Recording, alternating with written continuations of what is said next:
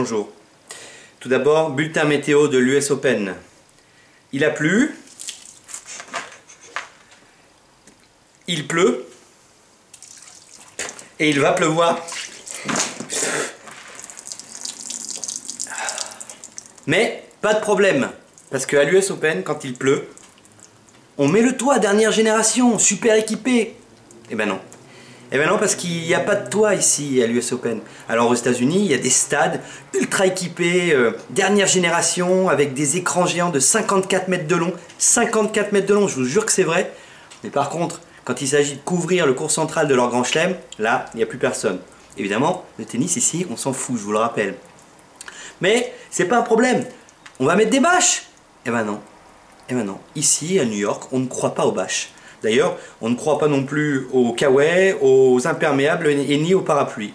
Non, on attend juste que ça se passe. Oh! C'est quoi le problème? C'est pas possible de leur offrir un bout de polyane aux New-Yorkais pour qu'ils couvrent leur cours? Non mais je rêve! Parce que qu'est-ce qui se passe quand il s'arrête enfin de pleuvoir?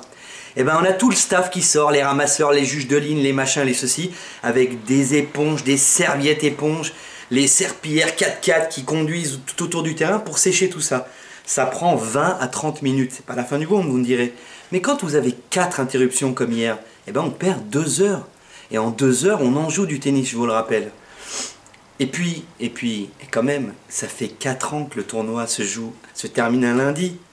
Donc, les organisateurs du tournoi, ils savent qu'il pleut pendant cette période de l'année. Et pourtant, il faut rien.